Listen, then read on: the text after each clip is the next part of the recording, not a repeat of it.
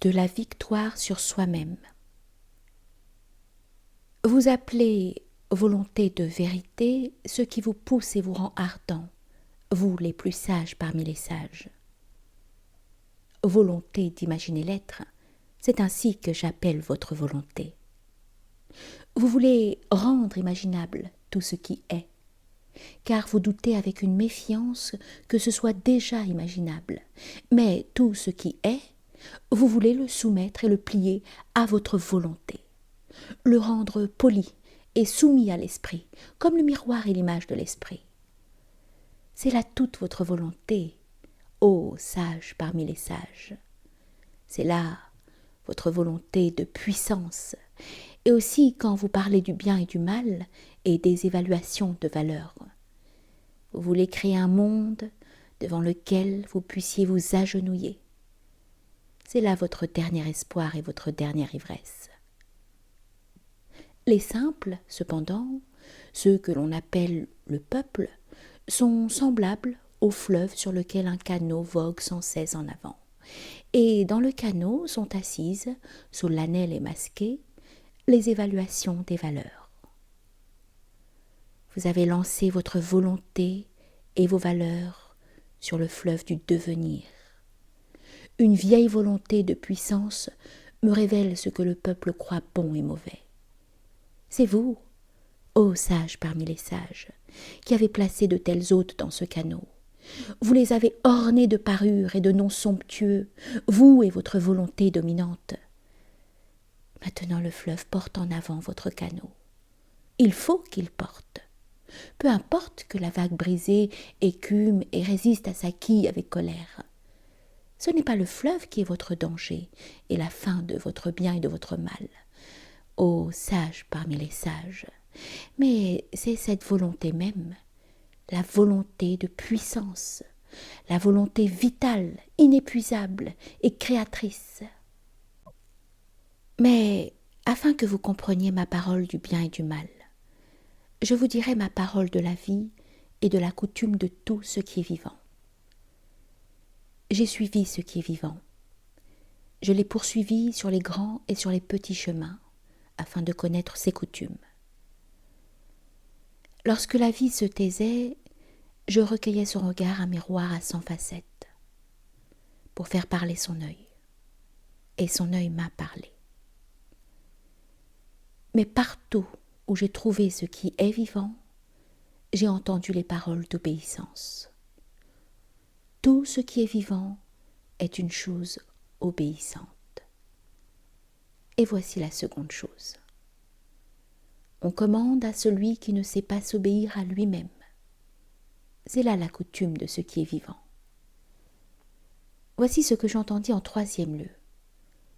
Commander est plus difficile qu'obéir, car celui qui commande porte aussi le poids de tous ceux qui obéissent, et parfois cette charge l'écrase.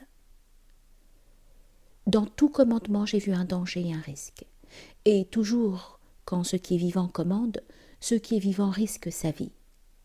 Et quand ce qui est vivant se commande à soi-même, il faut que ce qui est vivant expie son autorité et soit juge, vengeur et victime de ses propres lois. D'où cela vient-il donc ? Me suis-je demandé, mais qu'est-ce qui décide ce qui est vivant à obéir, à commander et à être obéissant, même en commandant ? Écoutez donc mes paroles, ô sages parmi les sages. Examinez sérieusement si je suis entré au cœur de la vie, jusqu'aux racines de son cœur. Partout où j'ai trouvé quelque chose de vivant, j'ai trouvé de la volonté de puissance. Et même dans la volonté de celui qui obéit, j'ai trouvé la volonté d'être maître. Que le plus fort domine le plus faible, c'est ce que veut sa volonté, qui veut être maîtresse de ce qui est plus faible encore. C'est là la seule joie dont il ne veuille pas être privé. Et comme le plus petit s'abandonne au plus grand, car le plus grand veut jouir du plus petit et le dominer, ainsi le plus grand s'abandonne aussi et risque sa vie pour la puissance.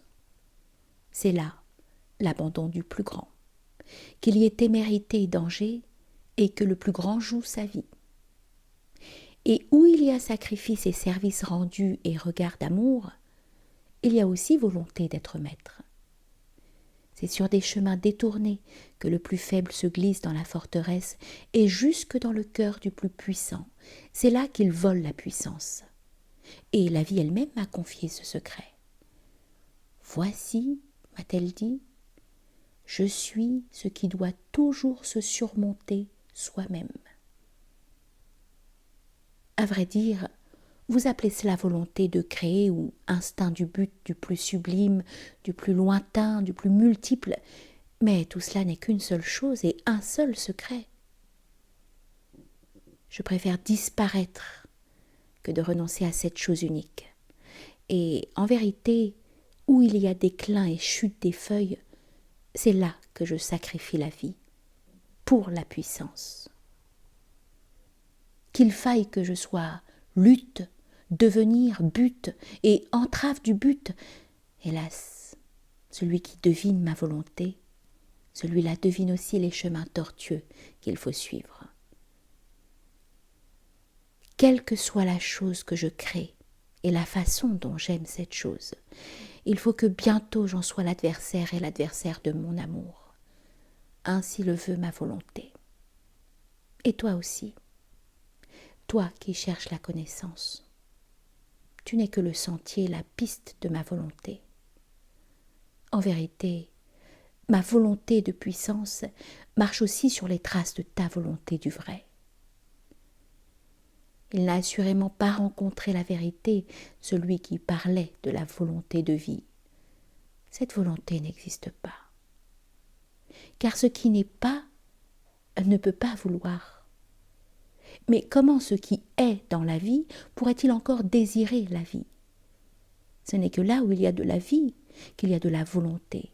Pourtant ce n'est pas la volonté de vie, mais ce que j'enseigne, la volonté de puissance. Il y a bien des choses que le vivant apprécie plus haut que la vie elle-même, mais c'est dans les appréciations elles-mêmes que parle la volonté de puissance. Voilà l'enseignement que la vie me donna un jour. Et c'est par cet enseignement, ô sage parmi les sages, que je résous l'énigme de votre cœur.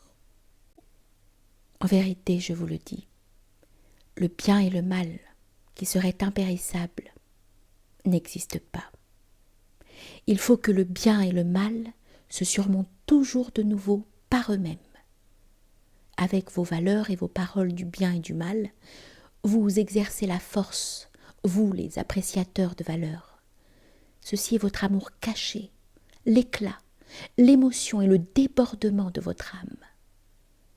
Mais une puissance plus forte grandit dans vos valeurs, une nouvelle victoire sur soi-même qui brise les œufs et les coquilles d'œufs. Et celui qui doit être créateur dans le bien et dans le mal, en vérité, celui-là commencera par détruire et par briser les valeurs. Ainsi, la plus grande malignité fait partie de la plus grande bénignité. Mais cette bénignité est la bénignité du Créateur. Parlons-en, ô sages parmi les sages, quoi qu'il nous en coûte, car il est plus dur de se taire. Toutes les vérités que l'on a passées sous silence deviennent venimeuses. Et que soit brisé tout ce qui peut être brisé par nos vérités. Il y a encore bien des maisons à construire. Ainsi parlait Zarathustra.